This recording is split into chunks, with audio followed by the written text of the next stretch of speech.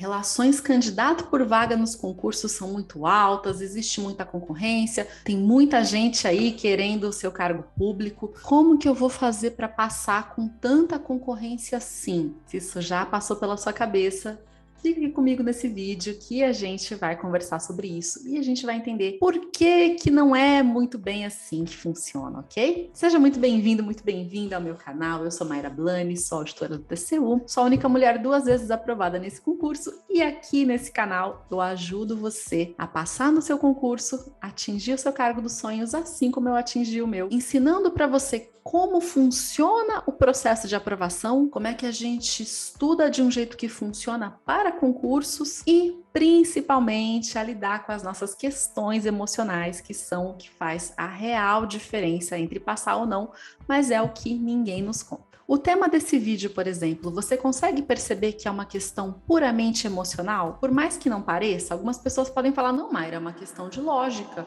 Existem muito mais pessoas querendo passar no concurso do que existem vagas disponíveis. Logo, é real o fato de haver uma concorrência muito grande. Sim, o fato de haver concorrência é real. Agora, o medo disso, o achar que não vou conseguir passar por conta da concorrência, deixar isso me desanimar, me desestimular, aí é que entra a questão emocional, percebe? Como em praticamente qualquer tema, a gente tem dois aspectos. Um que é o aspecto de entender como a coisa funciona de verdade e o outro que é o aspecto emocional. Por que entender como é que a coisa funciona de verdade? Quando a gente está falando aí de um concurso que tem os seus 300 candidatos por vaga, a gente não está falando de 300 pessoas aptas a concorrerem àquela vaga.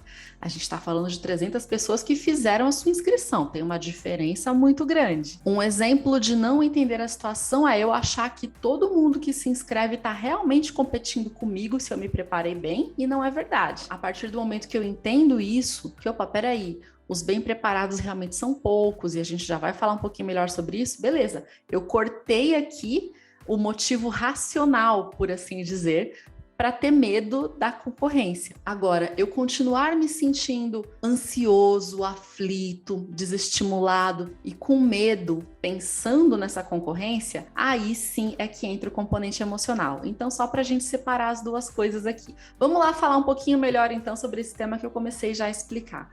A minoria das pessoas que se inscreve para o concurso realmente está apta a disputar aquela vaga. E quando eu falo minoria, não é assim, 60% vão disputar e 40% não. Não, mas de jeito nenhum. Olha, sendo muito boazinha, eu colocaria aqui que 5% dos inscritos estão realmente aptos ali a disputar a vaga. Isso sendo muito boazinha, mas muito mesmo. Essa média normalmente fica mais ali pelos 1% dos inscritos. E por que isso? Porque a maioria das pessoas não entendem que a gente precisa dos 3 domínios para passar em concurso, né? Ou elas não têm o domínio do jogo, não entendem como funciona o concurso, não entendem como funciona o processo de aprovação, não sabem que você precisa estudar bem antes do edital, que você precisa estudar de uma maneira que realmente é eficiente para memorizar um grande volume de matéria, para responder questões sobre tudo aquilo num dia só. Não entende que não se estuda para um concurso só, e sim se escolhe uma área, se fica muito bom naquelas matérias ali que são a espinha dorsal daquela área, por assim dizer, são as matérias que realmente vão ser mais cobradas ali. Com os seus estudos para essa área, você vai abrindo um leque de oportunidades até que você encontre a sua preparação, o domínio da técnica, que quer dizer saber estudar, saber o que é preciso fazer para passar no concurso. O estudo para concurso é diferente do estudo que a maioria de nós era acostumado a fazer na escola, e não tem o domínio emocional. Elas acabam aí caindo em autossabotagem, em procrastinação, muito nervosismo e muita ansiedade, só para citar alguns exemplos mais comuns aqui, por conta das questões emocionais. Então, assim, são pouquíssimas as pessoas que, primeiro, têm a noção sobre isso, e segundo, que realmente, mesmo sabendo, realmente aplicam. É como quase tudo na vida, né? É aquele ditado que eu adoro: todo mundo quer gelo, mas ninguém quer encher a forminha. E aí, quando a gente fala por esse lado, parece que é uma questão só de preguiça, ou de, ai, ninguém quer pagar o preço.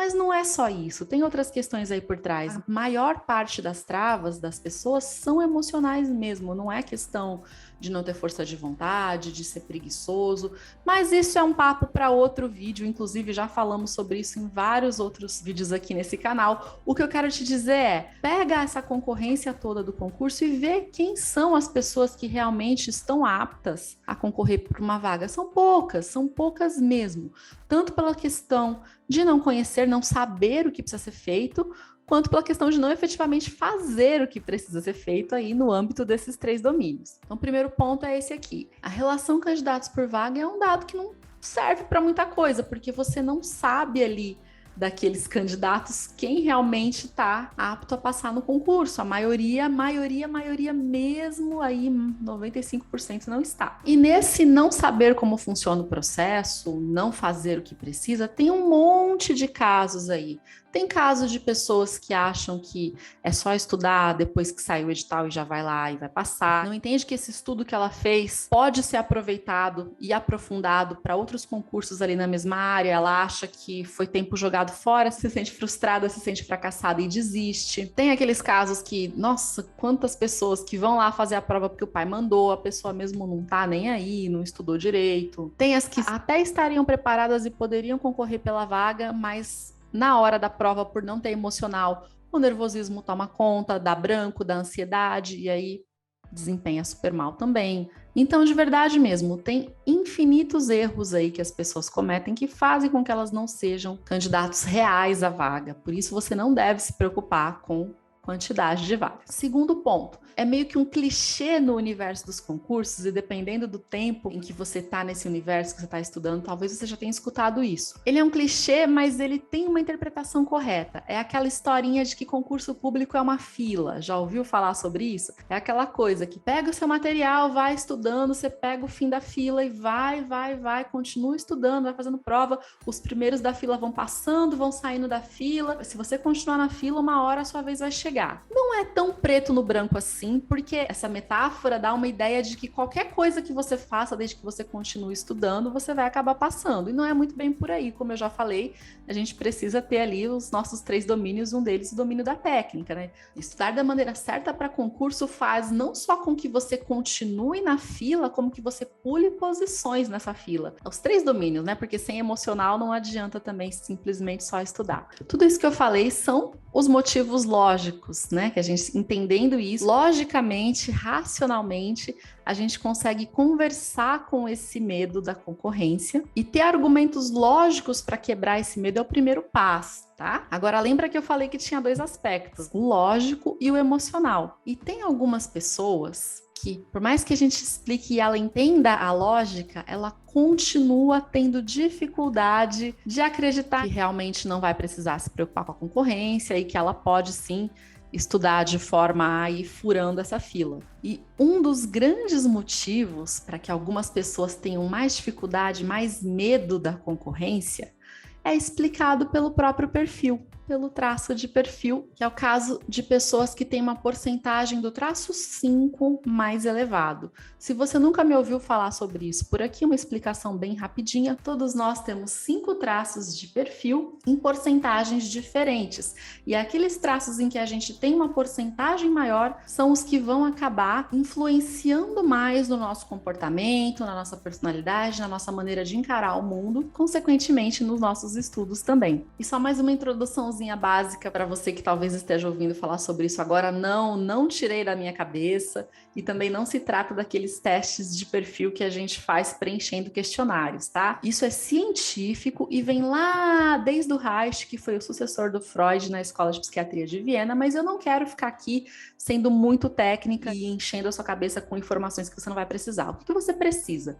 Você precisa saber que o traço 5, a pessoa que tem uma porcentagem maior desse traço 5, naturalmente vai ter uma tendência maior de ter medo da concorrência. Então, quanto maior a porcentagem do traço 5 que uma pessoa tem na composição do perfil dela, ela sente essa dor do medo de perder, de numa comparação ela ficar abaixo, de não ser boa o suficiente, ela sente isso com mais intensidade do que as pessoas que não têm esse traço tão elevado. Então, isso não é uma frescura, isso não é uma bobeira. E às vezes a gente fica ouvindo coisas do tipo, nossa, mas vai lá e faz a sua parte, não se importa com os outros não, e não sei o quê. E para essa pessoa que tem esse traço, não adianta falar isso, porque isso está programado, registrado no sistema nervoso dela. Essa questão da concorrência, dela precisar se certificar de que ela é a melhor opção, ela enxerga o mundo como se fossem tudo são oportunidades para vitória ou derrota. Então, não passar numa prova é uma dor intensa para essa pessoa, porque ela está revivendo de forma inconsciente